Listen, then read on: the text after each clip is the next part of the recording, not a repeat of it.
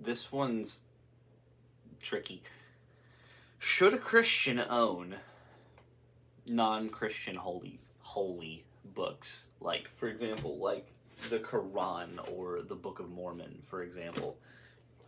Clearly I do, so whether I'm right or wrong on that issue, I'll let you decide, but should we as Christians own these books and read them and familiarize yourself with them? I'm gonna say that it depends, which I know is a cop-out answer that you probably weren't hoping I would tell you. I promise I'll expand. I would say, in general, a Christian who is feeling settled and confident in their faith and knows the truth of Christianity absolutely should. If you could find a way to get them for free, I would say do that. Don't steal anything, but I also, obviously, I'm not going to encourage that you pay money into the pockets of a false religion. Of course, I don't want you giving your money to something that isn't true, something that is teaching something that is not salvific, that is not the Christian faith. So if you can find a way to get a free Quran, you can get a free Book of Mormon if you want to talk to some missionaries, which, heck, go for it. Have that conversation if you're feeling settled in your Christian faith.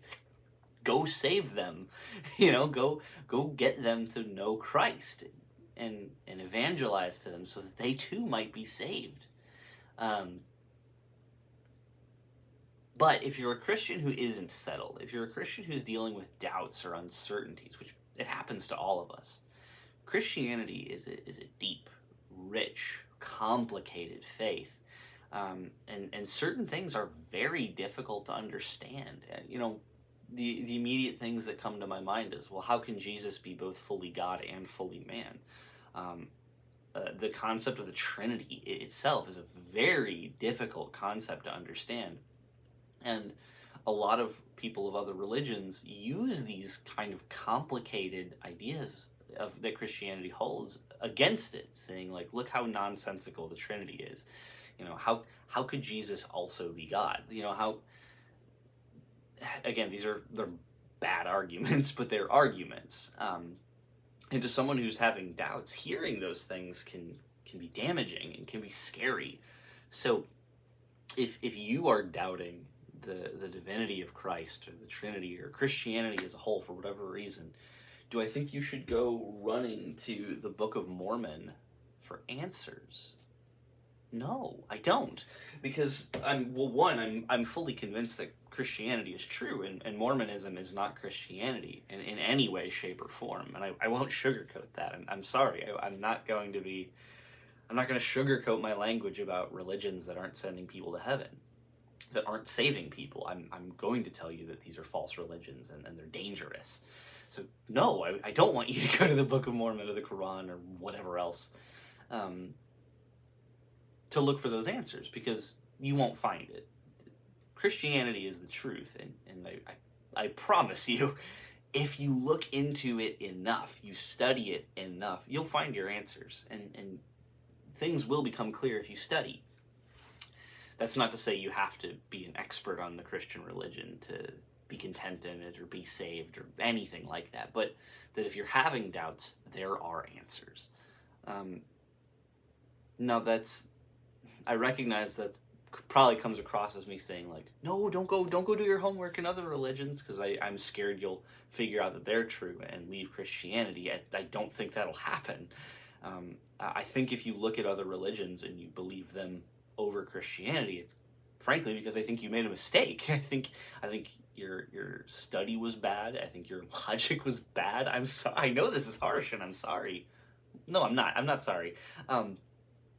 The truth is not in these other religions. I think they are all demonstrably false. So to the person I'm addressing here, who is a Christian, or trying to be, or wants to be maybe, but has doubts, listen to me. I have had those doubts. I have believed countless heresies over the course of my life without even recognizing I was a heretic. And if you don't know what these are, don't worry about it, but I was a modalist, I was a universalist. In certain ways, I I've probably delved into other heresies that I don't even know because of a lack of understanding. And it's so easy to fall into those traps and have doubts because it's hard to understand, and it is somewhat easy to slip into some certain heresies if you don't know what they are, and you haven't been properly catechized and taught the Christian faith. So I understand doubts, and I understand having a misunderstanding, and this is why it's so critically important that you have a good relationship with your pastor, you have a good Bible study and a good community, or your priest, depending on your tradition. You should be in community with other Christians who are smarter than you, who can help you look through these things and read through these things to really understand what it is that we believe as Christians. So if you're having these doubts and these fears about Christianity, it doesn't make sense that you go looking elsewhere for the answers.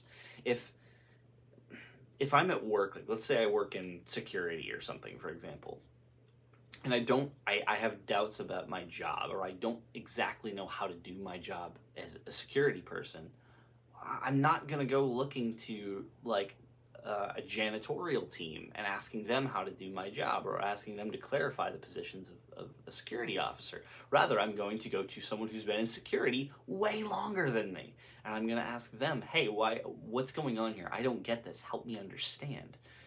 If you have doubts about Christianity, don't go looking elsewhere to understand it. I promise you, I'm 100% confident of this. If you wait and you read and you study the Christian faith, I promise you'll find the truth in it, because it's true. And again, I'm going to sound biased, but I am. This is true. The Christian faith is true. And you will see that if you give it the proper chance. So I just want to encourage you, if you're feeling unsettled, don't go running to heretical religions to try to find answers about Christianity, to find the truth, because you won't find it there. That being said, soapbox over. If you're a Christian who isn't in that mental state, who is confident and comfortable in their faith, absolutely you should be reading and understanding non-Christian religions. I would say you should understand them deeply, because and this is a recent experience I had, where I was talking to some Mormon missionaries. Mormonism has been a recent area of interest for me. And, I, as someone who is completely sold on Christianity, having that dialogue, my confidence allowed me to speak with a level of authority and a level of understanding that I was able to, I think, break some walls down. And I think I was able to have a productive conversation because I wasn't conceding points because I wasn't confident in them, because I didn't believe them. It really allowed me to evangelize better because, one, I understand Mormonism probably more than most people do, and I am confident and solidified in my Christian faith that it enabled me to have a good, productive conversation where hopefully, Lord willing, God working through me spoke to them in some way. I really pray that I did. And the same thing goes if you're talking to Muslims, to Hindus, to Buddhists, to atheists, name it. Zoroastrians, whatever, name the religion. The more you understand about other faiths, the easier and more effectively you can evangelize to them. So again, if you're sold on the Christian faith and you know the truth of it, by all means, get all the heretical holy books that you can and read them all that you can so that you can understand them to evangelize to these people. That shelf, I don't know how well you can see it, this one down here, it's about 3 times as long as what you can see are all non-Christian religions and thoughts of mythology. I call it my heresy shelf, and it's incredibly beneficial because I can read about them and I can understand these religions, and I can dialogue with them better. So, in summary, if you're struggling and you're doubting, pray, talk to God, talk to your pastor, talk to your group, your men's group, women's group, Bible study, whatever. Online communities are great. I'm a member of several really great Discord servers that I have regular fellowship and dialogue with that has really enriched my faith. Have these conversations and get settled. Once you're settled as a Christian, go ahead. Go look into these other faiths that you know are wrong and that you know are false so that you can evangelize to them better. God's peace to you, my friends. I'm so glad you're here. I'm sorry for the delay. It's been a crazy few weeks. I promise I'll get back to my regularly scheduled content, hopefully week to week again here. So again, thank you all for hanging out. I'll post another video soon to make up for the missed time. I love you all very much, and God bless you.